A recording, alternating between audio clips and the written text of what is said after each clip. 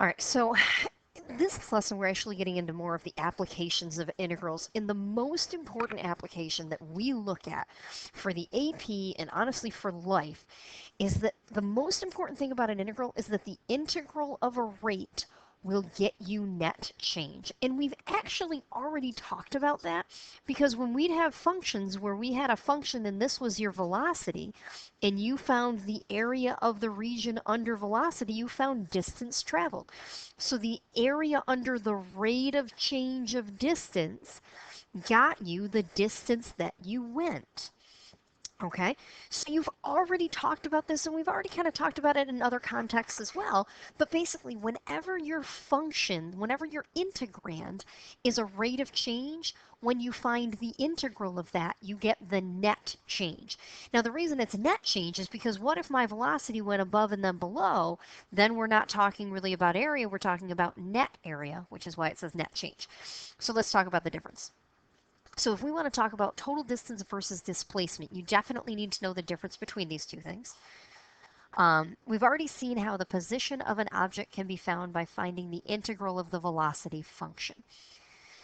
The change in position is called displacement. To see the difference between distance and displacement, you have the following. What if I said 2 steps forward and 1 step back? Well, what's your total distance traveled? Well, we traveled 3 steps. But what's our displacement? Well, 2 steps forward, 1 step back. Our displacement is a positive 1 step. Your displacement can be positive or negative. Total distance always has to be positive. So I have to pause this for a second because my son is crying. Hold on a second. I'll come right back. Where's my pause? All right, sorry about that. So displacement is the integral of velocity because what it does is it takes your positive part of velocity and then subtracts your negative part of velocity. So like I was driving to school, got to school, and then realized, oh, I have to drive home. So I was driving in a positive direction and then in a negative direction. Okay, so my displacement there would take into account the fact that I drove in one direction, then another direction.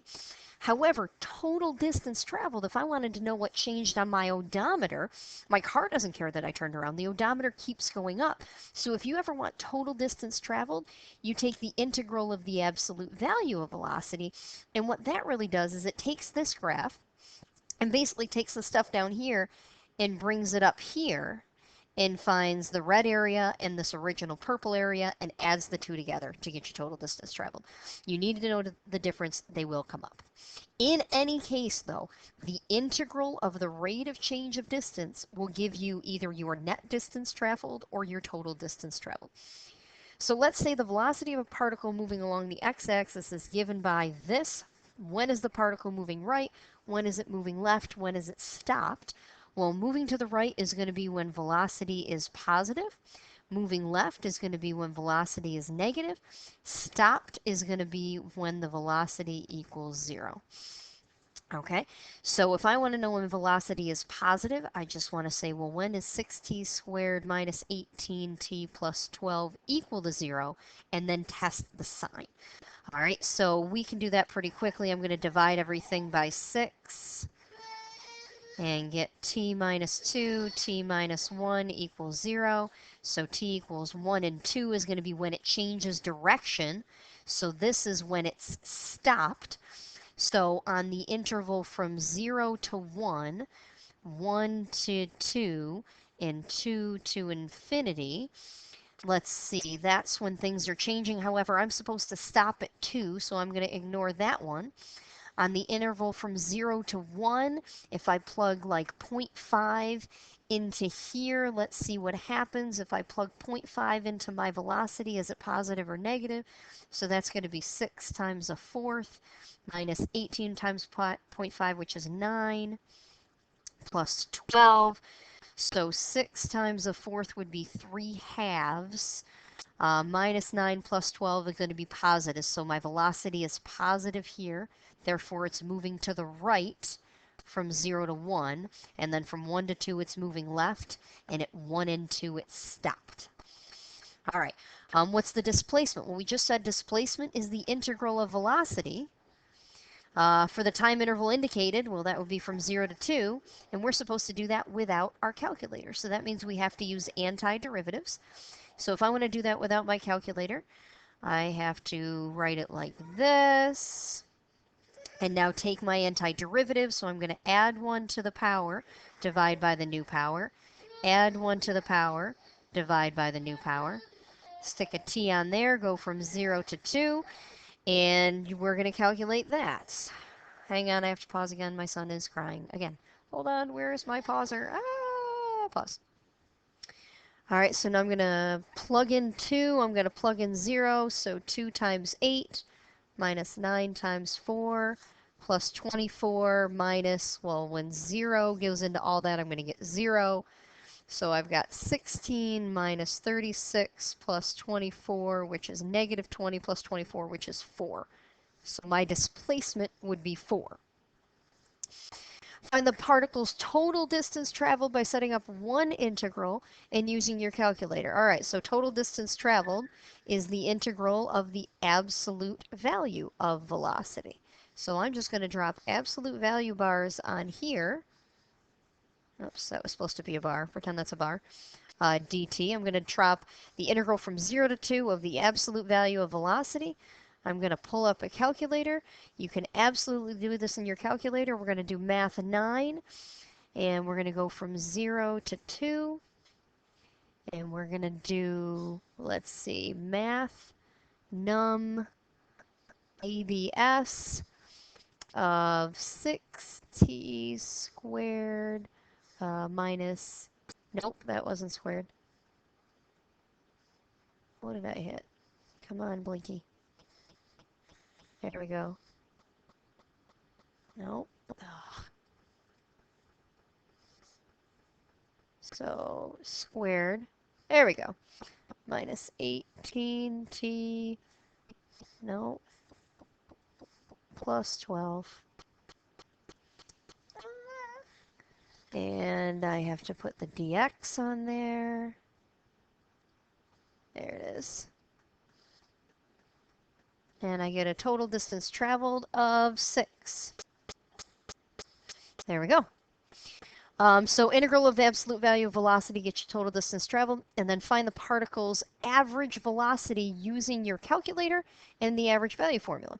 Well, if I want average velocity and I want the average value formula is that the average of something is 1 over b minus a, the integral from a to b, that's supposed to be an a to b of f of x dx. So if I want the average of velocity, I could do 1/2 the integral from 0 to 2 of v of t dt. Okay. How else could I have done this? Well, the other way to get average velocity is either to take the average value of velocity, or average velocity is just your end position minus your starting position all over time elapsed. So we could put this into the calculator either way. I don't have a position function here, and we actually can't find one, so this is really not even going to be an option for us. But the other way to do this is to find the average value of velocity. I can do that on the calculator, but it would take more time, so let's go to the back. On the back of this, what I have written is that velocity is not the only rate you can use this for. You can use it for tons of stuff, all right?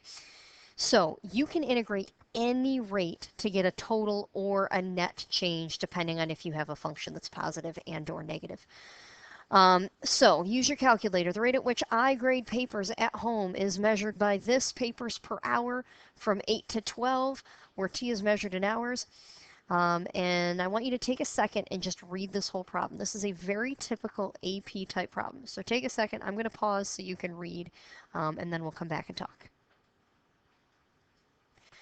All right, so is the rate at which I grade papers increasing or decreasing? Okay, well, I want to know, is the rate at which I grade papers increasing or decreasing? When I want to know if anything is increasing or decreasing, I want to know if its derivative is positive or negative. So I want to know if g prime of 9 is positive or negative.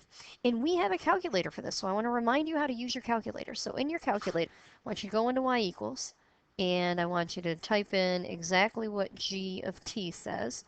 3 times 10 to the 5 minus x over 2. All right, and then I'm going to quit out of here. And then I'm going to do math 8. Math 9 is integral, math 8 is derivative. And I want the derivative with respect to x of the thing in what? Nope, that's not what I wanted. It jumped too far. D dx, come on, there we go. Of the thing in y1, so vars, y vars function y1. I want the derivative of what's in y1 at 9. You don't have to calculate the derivative yourself, you just need to write that down. And I get negative 10.9, so it is negative, therefore the rate is decreasing. All right, now if I were there, I'd write that the rate is decreasing because g prime of 9 is negative, but basically you got the idea. If you have the old style calculator, what this would look like here is it would say n deriv y1 comma x comma 9. It's integrand, function comma x always comma the number in question. All right. Evaluate the integral from 8 to 12 of g. Okay, fine. So math 9, where is it blinking? 8 to 12 of vars, y vars, function y1, dx. I know it's boring while I do this and talk myself through it, but entertain yourselves. You're probably listening to me at squirrel speed anyways. 25.797, so 25.797. Okay, now we got to talk about units. So when you integrate a rate, you get net change. Now this is always a positive function because it's an exponential that hasn't been shifted to a way where it would shift down and be negative. So this is always going to be positive. So this is going to be technically the total number of what? Papers graded on the t interval from 8 to 12. If we were using LRAM with 4 rectangles to approximate this value, would LRAM give an over or an under approximation and why? Just to shorten our time here, what we would do here is we would want to look at the graph of this and decide whether the graph is an increasing or a decreasing function. I'm going to tell you right now it's a decreasing function. G of t is a decreasing function. Therefore, LRAM is an under approximation. No, over approximation, pardon me. Because if something's going down and I use the left endpoints, it's going to poke out like that. So this is a decreasing function, therefore LRAM is an over approximation. Use 4 trapezoids to estimate this. Give units, describe what it represents. So if I want to use 4 trapezoids, it's going to take a lot of time. I want you guys to try and do that on your own. So if I use 4 trapezoids to approximate that, and I'm supposed to give units, this is an integral with a fraction out in front, and the fraction out in front is the same as the width of the interval, so this represents the average value of g on the interval from 8 to 12. And the units of measure, well, if it's the average value of something, it would maintain the same units, and that's going to be papers per hour. So the average rate at which I grade your papers per hour on the interval from 8 to 12. Would this be an over or an under approximation? I want you guys to look at the graph and decide that for yourselves. So I want you to try this on your own, okay? And we'll come back to that and talk about it later. And then at 10 p.m., my husband decided to help from the interval from 10 to 12. So if my husband grades at the rate of this, how many papers do we grade together? Well, if I want to know how many we grade together, I would be grading from 8 to 12, and that was g of t. And then my husband is grading from 10 to 12. Don't worry, I just give him multiple choice for v of t. And if I add these two things together, I'll find out how many papers we have total. Here's what I need you to know from this last 14 minutes or less, if you were listening to me at squirrel speed, is that the integral of whatever kind of rate you got is going to get you net change, and it looks similar every time you do it. So if we look at this next one, we've got rates of change of sand. So if I take the integral of a rate of sand, I'll get how much sand, and so on and so forth. So here's what I want you guys to do. Listen to what I talked about tomorrow when you go to class. I want you to try to finish up the questions here that we didn't finish, and we're going to do example 4. So bring this with you to class tomorrow, bring your calculator, and you'll be good to go. I'm sorry that I missed you guys today, and hopefully I'll be back by Wednesday, but you never know. Talk to you soon. Bye.